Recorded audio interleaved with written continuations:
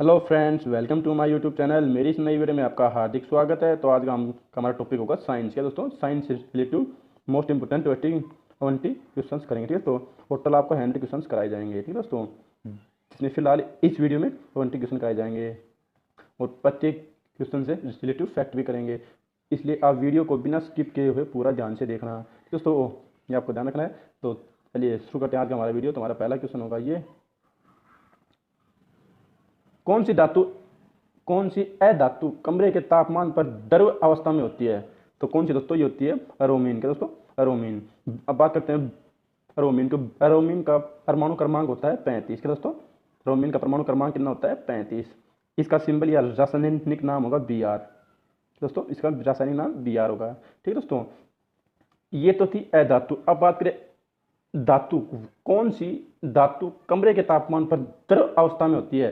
तो कौन सी होती है? ये होती है पारा। क्या दोस्तों? पारा, जिसको हम मरकरी भी बोलते हैं। इसका रासायनिक नाम या सिंबल होगा Hg। दोस्तों, पारा Hg इसका सिंबल होगा। कौन सी धातु का? ये अधातु थी क्या? रोमिन। और ये पारा मरकरी। ठीक है दोस्तों, ये आपको ध्यान रखना है। नेक्स्ट चलते हैं। नेक्स्ट क्वेश्चन होगा ये, किस विटामिन को कोबाल्ट धातु पाया जाता है? किस विटामिन में कोबाल्ट धातु पाया जाता है? दोस्तों, किस विटामिन में ये पाया जाता है? विटामिन B12 में। दोस्तों, विटामिन B12 में पाया जाता है। ठीक है दोस्तों, विटामिन B12 में।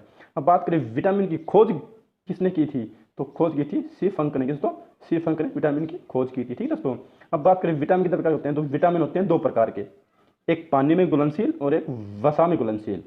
एक पानी में घुलनशील, एक वसा में घुलनशील। अब बात करें पानी में कौन कौन से विटामिन हो सकते हैं? तो बोल सकते हैं बी और सी।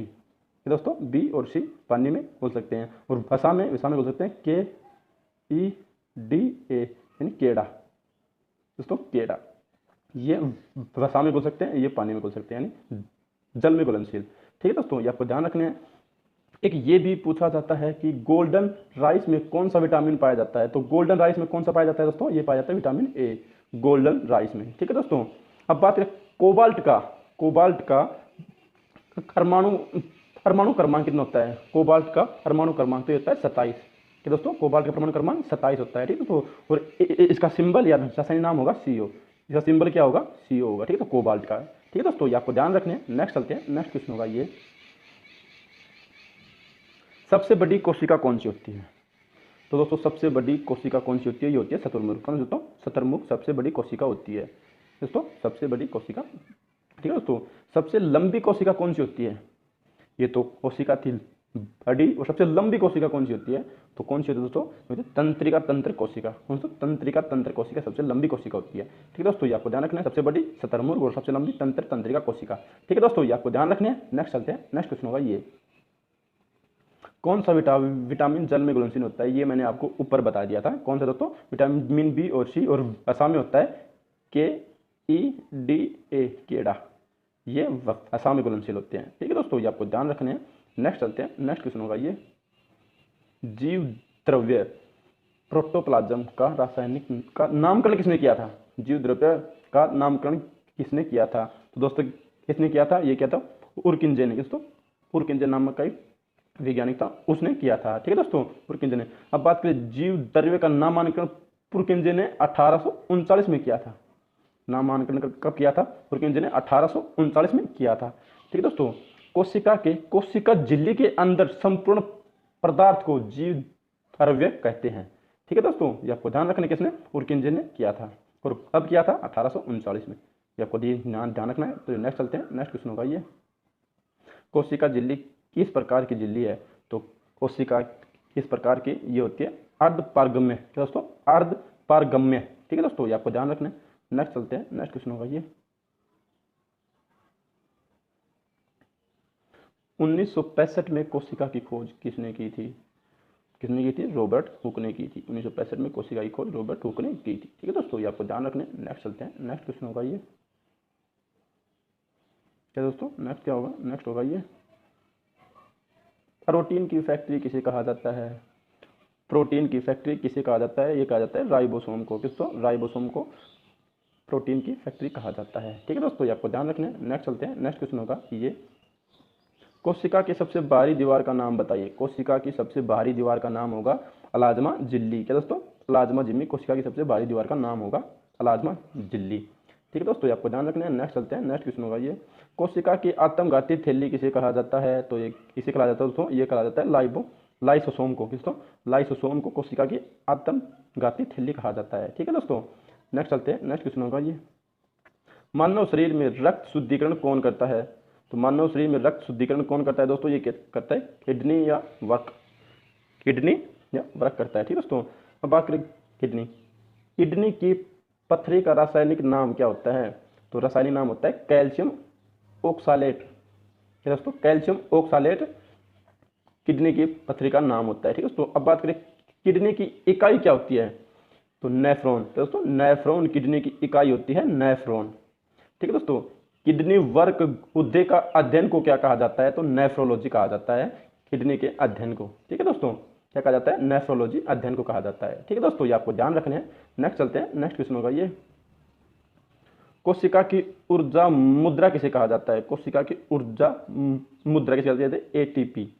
दोस्तों, एटीपी, एडिनोसाइन ट्राइफॉस्फेट। क्या दोस्तों? फॉस्फेट, एडिनोसाइन ट्राइफॉस्फेट, एटीपी की फुल फॉर्म होगी। कोशिका का पावर हाउस किसे कहा जाता है? तो ये कहा जाता है माइक्रोकॉन्ड्रिया को। कोशिका का पावर हाउस यानी घर किसे कहा जाता है? माइक्रोकॉन्ड्रिया को कहा जाता है कोशिका का पावर हाउस। ठीक है दोस्तों, ये आपको ध्यान रखना है। नेक्स्ट चलते हैं, नेक्स्ट क्वेश्चन होगा ये, कवक व शैवाल का सहजीवी क्या है? कवक व शैवाल का सहजीवी क्या है?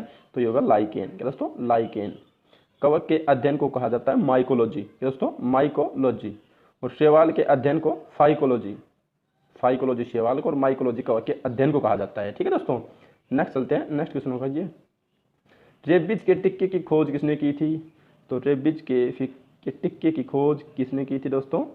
ये की थी लुईस पास्चर ने। दोस्तों, लुईस पास्चर ने इसके टिक्के की खोज की थी, रेबीज के टिक्के की थी। दोस्तों, अब बात करें रेबीज किसके काटने से होता है? तो रेबीज होता है कुत्ते या बंदर के काटने से रेबीज होता है। ठीक है दोस्तों, ये आपको ध्यान रखना है। नेक्स्ट चलते हैं, नेक्स्ट क्वेश्चन होगा ये, पादपों की कोशिका भित्ति किसकी बनी होती है? किसकी बनी होती है? तो ये होती है सेलुलोज की बनी होती है कोशिका भित्ति। ठीक है दोस्तों, अब बात करें सेलुलोज का सूत्र कई बार एग्जाम में पूछा जाता है, तो इसका सूत्र होगा C6H10O5 ब्रैकेट N। ये आपको ध्यान रखना है, क्या है? C6H10O5 और N ब्रैकेट के बाद ये आपको ध्यान रखना है, इसका सूत्र होगा किसका? सेलुलोज का। ठीक है दोस्तों, ये आपको ध्यान रखना है, काफी बार एग्जाम में है क्वेश्चन पूछा जा चुका है। ठीक है दोस्तों, ये आपको ध्यान रखना है। नेक्स्ट चलते हैं, नेक्स्ट क्वेश्चन होगा ये, ऊर्जा का 10% प्रवाह नियम किसने दिया था? किसने दोस्तों? ये दिया था लिंडमैन ने। दोस्तों, लिंडमैन ने दिया था ऊर्जा का 10% प्रवाह नियम। ठीक है दोस्तों, जिसके अनुसार हर अलग स्तर पर ऊर्जा का क्षय होता है, अगले स्तर पर ऊर्जा का 10% ही पहुंचता है, शेष ऊर्जा के रूप में उपयोग हो जाता है। ठीक है दोस्तों, ये आपको ध्यान रखना है। नेक्स्ट चलते हैं, नेक्स्ट क्वेश्चन होगा ये, ऐसा कौन सा जीव है जिसके आरबीसी में केंद्रक पाया जाता है? तो क्या दोस्तों? उपरोक्त दोनों, लामा और ऊंट। लामा और ऊंट दो ऐसे जीव जिसके आरबीसी में केंद्रक पाया जाता है।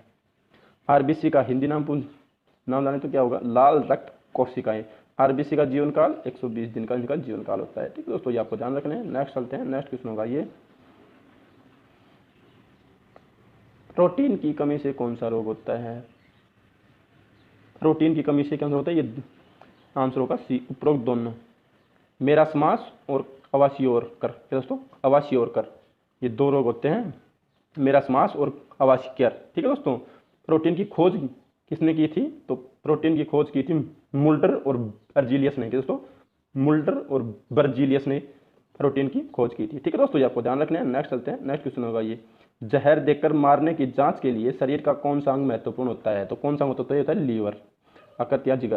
तो क्या? लीवर। ठीक है दोस्तों, शरीर की सबसे बड़ी ग्रंथि भी क्या है? लीवर है। ठीक है दोस्तों, ये आपको ध्यान रखना है। नेक्स्ट चलते हैं, नेक्स्ट क्वेश्चन होगा ये, मनुष्य के लार में कौन सा एंजाइम पाया जाता है? तो मनुष्य के लार में कौन सा एंजाइम पाया जाता है दोस्तों? ये पाया जाता है उपरोक्त दोनों, टाइलिन और माइलेज। दोस्तों, टाइलिन एंड माइलेज मनुष्य के लार में एंजाइम पाए जाते हैं, ये दो। ठीक है दोस्तों, तो ये थे हमारे मोस्ट इंपोर्टेंट 20 क्वेश्चन। ठीक है दोस्तों, ये वीडियो आपको कैसी लगी कमेंट करके जरूर बताइए। अगर आप चैनल पर नए हैं तो चैनल को सब्सक्राइब जरूर करिए और अगर ये वीडियो आपको जरा सी भी अच्छी लगी हो तो वीडियो को लाइक और अपने प्यारे दोस्तों के साथ शेयर जरूर करिएगा, ठीक है दोस्तों। और दोस्तों बोलने में दिक्कत होती है, इस प्रॉब्लम को इग्नोर करने की कोशिश करिएगा। और अगर वीडियो में आपको कोई भी कमी लगे तो वीडियो कमेंट करके जरूर बताएं कि क्या कमी है, उस कमी को दूर करने की कोशिश की जाएगी, ठीक है दोस्तों। तो चलिए नेक्स्ट वीडियो में फिर मिलते हैं। लव गाइज, आपने ये वीडियो यहाँ तक देखी, आपका बहुत बहुत बहुत धन्यवाद।